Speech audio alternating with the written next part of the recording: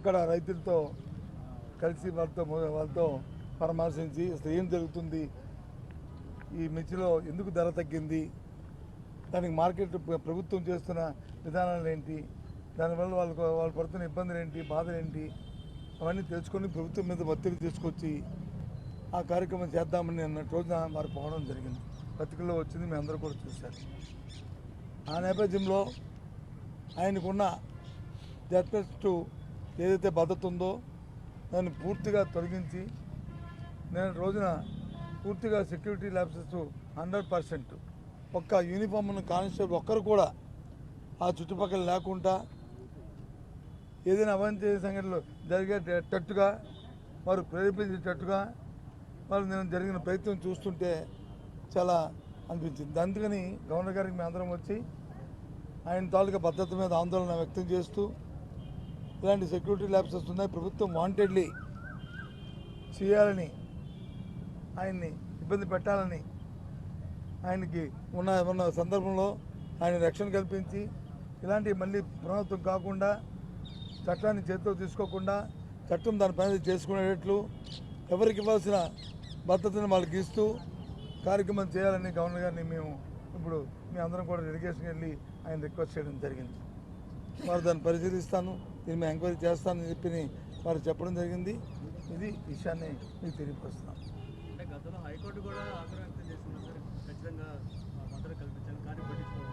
అదే ఇది ఎవరో వ్యక్తిగతంగా ఇచ్చింది కాదు.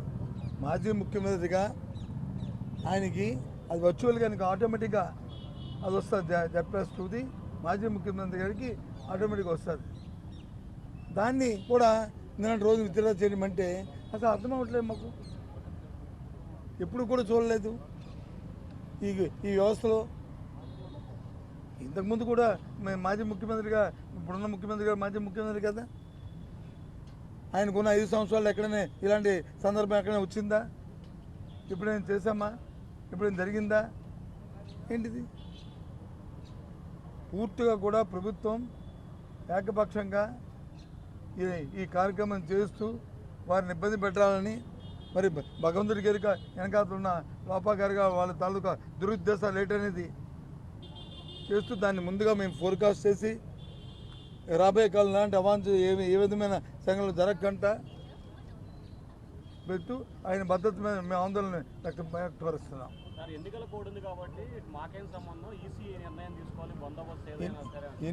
ఎన్నికల కోడ్ బందోబస్తుకి బయట ఆయనకున్న భద్రత ఎన్నికల కోడ్తో సంబంధంలే. ఏదైతే జడ్ప్లస్2 కేటగిరీ ఎప్పుడైతే ఉన్నదో ఆయన ఎక్కడికి వెళ్తే అక్కడికి ఆయనతో పాటు వారు వెళ్ళవలసిందే, ఆయనకి వెళ్తారు. అది నిబంధన. ఎన్నికల కోడ్ ఏంటి అదనంగా ఇచ్చేది ఏమైనా ఉంటే, ఒక ఎన్నికల కోడ్ ఉంటే, ఎన్నికల కోడ్ మేము ముందు ఇన్ఫామ్ కూడా చేసాం, ఇగో ఇక్కడికి వెళ్తున్నామని. ఒకవేళ అటువంటి పరిస్థితి ఉన్నప్పుడు ముందుగా మాకు ఇన్ఫామ్ చేయాలి కదా. ఎన్నికల కోడ్ ఉందండి, మీరు అక్కడికి వెళ్ళొద్దండి, మీరు వెళ్ళడానికి వీల్లేదండి, రైతులకు వెళ్ళడానికి వీల్లేదండి, రైతులతో ఆవేదన అర్థం చేసుకోక్కర్లేదండి, ఈ కార్యక్రమం చెప్పచ్చు కదా. మరి ఇదే ఎన్నికల కోడ్ ఒక 4 రోజులు 5 రోజుల కింద ఒక మ్యూజికల్ నైట్ జరిగింది, ఒక సంగీత విభారం జరిగింది, మరి దానికి లేదా?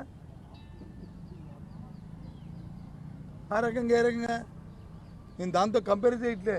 ఇది వచ్చి ప్రజల కోసం, సామాన్యుల కోసం, రైతుల కోసం, రైతులతో ఆవేదన కోసం, వారు పడుతున్న ఇబ్బందుల్ని అర్థం చేసుకుని ఇవాళ మరి మాజీ ముఖ్యమంత్రి మా లీడరు, మా నాయకుడు జగన్మోహన్ రెడ్డి గారు అక్కడికి వెళ్తే ఈ రకమైన చేయడం అనేది ఇది ఎంతవరకు సంబంధమో ఈ రాష్ట్ర ప్రజానీకాన్ని మరి అర్థం చేసుకోవాలి, చూడాలని చెప్తే అని కోరుతున్నాం. గవర్నర్ గారు స్పందన అయితే మాకైతే సంతృప్తి అనిపించింది.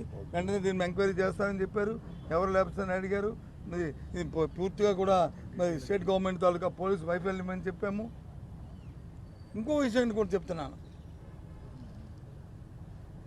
ప్రభుత్వంలో వచ్చి ఏ పార్టీ అధికారంలోకి వస్తే పార్టీ అధికారం పోద్ది. మాకు ఇన్ఫర్మేషన్ ప్రకారం ఎస్పీకో లేకపోతే ఐజీ ఎస్పీకి వచ్చి గవర్నమెంట్ వచ్చి మీరు సెక్యూరిటీ ఇవ్వద్దని వాళ్ళు చెప్పారనేది ఉంది.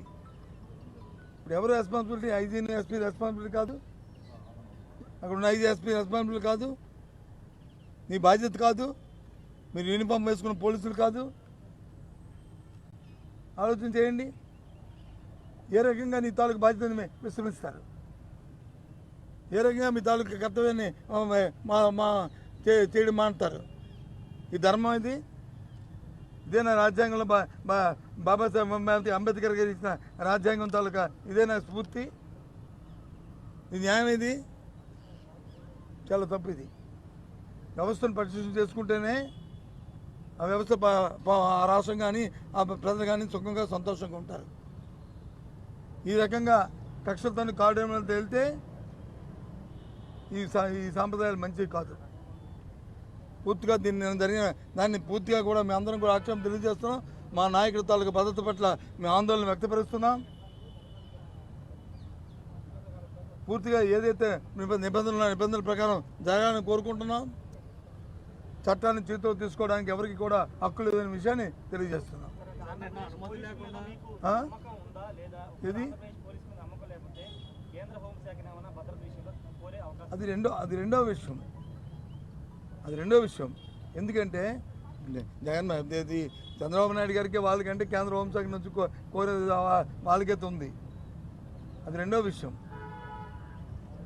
తప్పని పరిస్థితి చూస్తే ఆపై ఈ పోలీసు పరిపాలన చెంది వీరితో లాభం లేదనుకుంటే అప్పుడు దాని గురించి ఆలోచన చేస్తాం.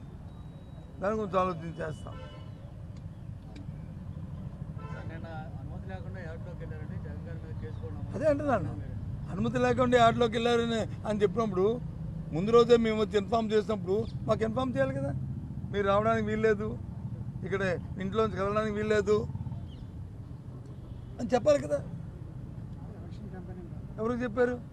మేము చెప్పాం, మేము ఇన్ఫామ్ చేసాం పలానా దగ్గరికి వెళ్తున్నామని చెప్పి. ఆ సెక్యూరిటీ ఆఫీసర్లు ఇన్ఫామ్ చేశారు వెళ్తున్నారని చెప్పని. ఇదేమి ఎలక్షన్ క్యాంపెయినింగ్ కాదు కదా. ఇదేమి ప్రజలకు ఓటేయమని చెప్పింది వెళ్తుంది కాదు కదా. మేము ఓ పార్టీకి ఓటేయమని చెప్పింది కాదు కదా. మేము వెళ్తుంది ప్రజలు ఆ రైతులు పడుతున్న ఇబ్బందుల్ని, రైతుల పడుతున్న కష్టాన్ని, సుమారు 20,000 రూపాయలున్న ధర మరి 11,000, 12,000 రూపాయలు అయిపోతే రైతు మరి కుంగిపోతుంటే వాళ్ళ ఆవేదనని అర్థం చేసుకోవడానికి వెళ్ళిన పరిస్థితి. అది నిన్న ప్రభుత్వం అంతా కూడా మంత్రులు కూడా ఏమన్నారంటే, గతంలో మీరు గవర్నమెంట్ ఉన్నప్పుడు రైతులు పట్టించుకోలేదు, ఇదే మర్చి రైతులు పట్టించుకోలేదు, దండ స్వీకరణ లేదు, ఇప్పుడు ఎందుకు రాజ్యం కోసం మీరు డ్రామాలు ఆడమని చెప్పేసి మంత్రులు అన్నారు. సార్, గత ప్రభుత్వంలో మేము రైతులు పట్టించుకోవడం లేదని రైతులకి వెళ్ళి అడగండి. రైతులు అనండి, రైతు భరోసాలు ఇచ్చే గత సంవత్సరం అయింది. కేంద్ర ప్రభుత్వం రైతు భరోసాలు ఇచ్చిందండి ఇప్పటికి. పోనీ ఈ రాష్ట్ర ప్రభుత్వం అంటే ఇవ్వలేదు. పోనీ అలాగే రైతుల పట్ల లేదు. కేంద్రం ఇచ్చిన డబ్బులు కూడా ఇవ్వలేదే. కేంద్రం ఇచ్చింది ఇచ్చారా? 9 నెలలు అయింది. ఎప్పుడు ఇస్తారంటే ఇంక వచ్చే సంవత్సరం ఆలోచిస్తారంట. వాళ్ళ రైతులు మాట్లాడింది. వ్యవసాయం గురించి చెప్పాలంటే ఎంత చెప్పాలి రైతుల గురించి చేసింది. ఎక్కడికి వెళ్ళినా సరే, ఏ ఊరిలోకి వెళ్ళినా సరే రైతుకు కావాల్సిన విత్తనాలు కానీ, ఎరువులు కానీ, లేదా వాళ్ళు పండించిన పంటను కానీ ఆ రైతు భరోసా కేంద్రాల్లోనే కొనుగోలు చేయడం కానీ, వాళ్ళకి అందించడం కానీ చేస్తాం. ఇవాళ ఎక్కడైనా ఏ ఊరిలో అయినా సరే ఎరువు దొరుకుతుందా అండి? విత్తనం దొరుకుతుందా అండి? పండిన పంటను వచ్చి ఎవరైనా కొనుగోలు చేస్తున్నారా అండి? చెప్పనండి. ఎక్కడికి వెళ్తే ఎవరో షాపుల దగ్గరికి వెళ్ళి షాపులకి వెళ్ళి కొనుక్కోవాల్సిన పరిస్థితి. వెళ్తే ఒక్కొక్క బస్తాకి 50 రూపాయల నుంచి 500 రూపాయల వరకు ఆ వెరైటీని బట్టి యూరియా కానీ, డిఏపి కానీ, లేకపోతే పొటాషియం కానీ, లేకపోతే ఇంకో ఎరువు కానీ. ఇటువంటి పరిస్థితి ఎప్పుడైనా ఉన్నాయండి గత 5 సంవత్సరాల్లో? ఎప్పుడైనా భారత తిరుగుని కూర్చొని అయ్యో ఎరువు కావాలనుకుని ఆలోచించిన పరిస్థితులు ఉన్నాయండి? విత్తనాల కోసం వచ్చి ఎప్పుడైనా మేమే గ్రామాల్లోనే అందించాం. వాళ్ళు డోర్ స్టెప్కి ఇచ్చాం. వాళ్ళు పంటని అక్కడే కొన్నాం. వెళ్ళమండి ప్రతి ఊరికిను ఎక్కడ ఎంత అందంగా ఆర్బీకేలు ఉన్నాయో క్యూఎస్కులు పెట్టి ఏ రకంగా వాళ్ళకి రేట్లు పెట్టి ఇచ్చామో ఇప్పుడు ఎక్కడున్నాయండి? సరే, మీ విధానం ఇది. మీకు ఆర్బీకేలు వద్దు, మీకు ఇవ్వక్కర్లేదు, మీరు వచ్చి మేము ఊరిలో ఇవ్వము, మేము వచ్చి ఎక్కడైతే డీలర్స్ ధర కొనిపిస్తే అది మీ విధానం, మాకు అభ్యంతరలే. ఈ ప్రభుత్వం ఏ విధానం తీసుకున్నప్పటికీ కూడా అల్టిమేట్గా దానికి రైతులకి ప్రజలకి ఇబ్బంది కలగకూడదు. ఆ విధానం వల్ల అదే కార్యక్రమం. మేము తీసుకున్న మీద అన్నది. కానీ ఏంది మళ్ళీ పైపెచ్చు వాళ్ళు మంత్రులు చెప్తారు వాళ్ళకి మైకుల్లో వాళ్ళు చెప్తారు, చెప్పిందని వచ్చి ఇందులో 3-4 ఉన్నాయి, వాళ్ళు దాన్ని వచ్చి ఆడిస్తారు, అదే నిజమని చెప్పి నమ్మించడానికి ప్రయత్నం చేస్తారు. కానీ నిజంగా వాళ్ళకి ఇబ్బంది ఉంటే వాడు తెలుస్తుంది కదండి, చెప్తారు కదా. చెప్పరా నేను కూడా చూస్తాను రాత్రి టీవీలో. ఎదురుదాడి చేయడానికి ఏముంది, రాజకీయాలు ఎదురుదాడి చేయడం అనేది అది సాహసం. అది దాన్ని చూడడానికి ఏముంది, వాళ్ళ అభిప్రాయం చెప్తారు, మా అభిప్రాయం చెప్పాం, పడుతున్న బాధని చెప్పాం, లేకపోతే కష్టాన్ని చెప్పాం. అంతకుముందు విద్యుత్ ఛార్జీలు తగ్గించన్నారు,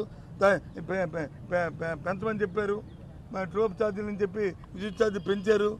ఆ విషయాన్ని ప్రజల ముందు చెప్పాం, నేను రైతులు చెప్పాం. ఇవాళ వచ్చి ఆ ఫీజు రీయింబర్స్మెంట్ నేను చూశాను పేపర్లోను రాత్రి. సెమిస్టర్ ప్రకారం ఇస్తున్నారు, ఓకే, వాళ్ళ విధానం అది ఫైన్. కానీ 4,000 రూపాయలు 4,000 కోట్లు బాకీ ఎక్కడుందండి? 4,000 కోట్లు బాకీ ఎందుకండి అంత పచ్చాబద్దాలు చెప్పనండి. గత డిసెంబర్ నెలలో అనాపైతో సహా విద్యార్థులకు ఇవ్వాల్సి వచ్చిన అంత బకాయిలు, అన్ని ఫీజు బకాయిలు అన్నింటినీ కూడా గత ప్రభుత్వంలో తీర్చిన మీద మాట వాస్తవం వాస్తవం వాస్తవం.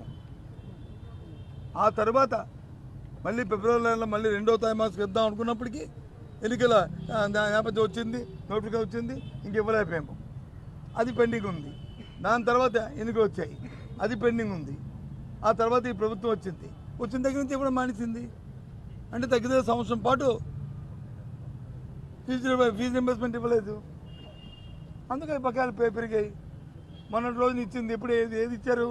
ఈ ప్రభుత్వం వచ్చిన తర్వాత మే తర్వాత వచ్చిన ఏదైతే క్వార్టర్ ఉందో ఆ క్వార్టర్ ఉంది రిలీజ్ చేశారు.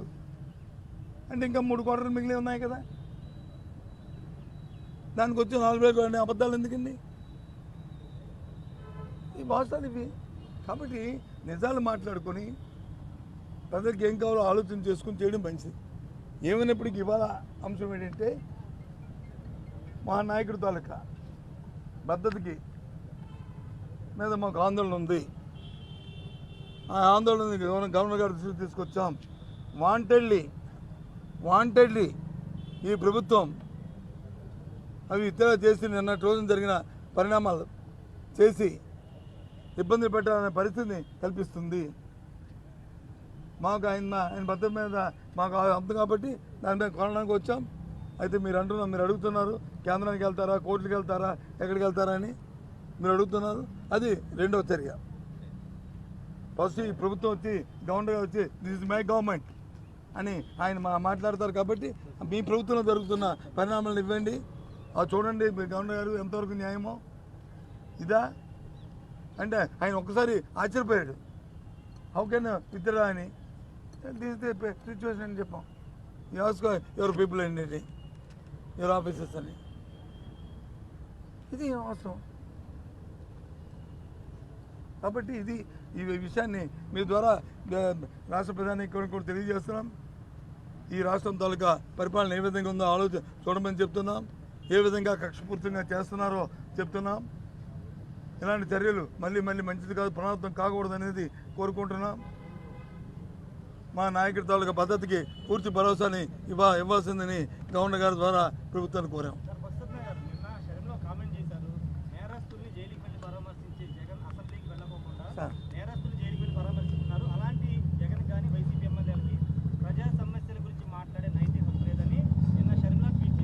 సార్ ఇదిగో ఆవిడ ఏం ఖాళీగా కూర్చుంది. ఆవిడ ఏదో మాట్లాడుతున్న సమాధానం చెప్పడానికి ఉందా? ఆవిడ ప్రతిపక్షం, ఆవిడ చంద్రబాబు నాయుడు గారు ప్రభుత్వం ఏదైనా ల్యాబ్సెస్ ఉన్నా, లేదు కేంద్రంలో వచ్చి భారతీయ జనతా పార్టీ ఏదైనా ల్యాబ్సెస్ ఉన్నా ఆవిడ కనిపించాలి. ఆవిడ కనిపించు. ఆవిడ జగన్మోహన్ రెడ్డి గారి మీద ఆవిడ వ్యక్తిగతంగా ఉన్న దాంతో ఆవిడ మాట్లాడుతున్నారు. దానికి సమాధానం చెప్పాల్సిన అవసరం లేదు. ఒక రాజకీయ పార్టీ పాలసీ మేము మాట్లాడితే పాలసీస్ మేము మాట్లాడతాం. వ్యక్తిగతంగా మాట్లాడిన దానికి వ్యక్తిగతంగా ఎలా మాట్లాడతాం? కాబట్టి దానికి సమాధానాలు ఉండవు. పాలసీ మీద మాట్లాడితే policy. Congress party Congress party అయితే కాంగ్రెస్ పార్టీ సిద్ధాంతం ఏంటి, కాంగ్రెస్ పార్టీ ఆలోచన ఏంటి, కాంగ్రెస్ పార్టీ విధానం ఏంటి, ఆ విధానం మీద కానీ ఆలోచన మీద కానీ ఎప్పుడైనా మాట్లాడారా? ఇవాళ అప్పుడు సమాధానం చెప్పడానికి దయచేసి మీరు మీరు అలాంటి ప్రశ్నలు మనం అడగొద్దు, మా దగ్గర ఆన్సర్ కూడా రావు. ఓకే.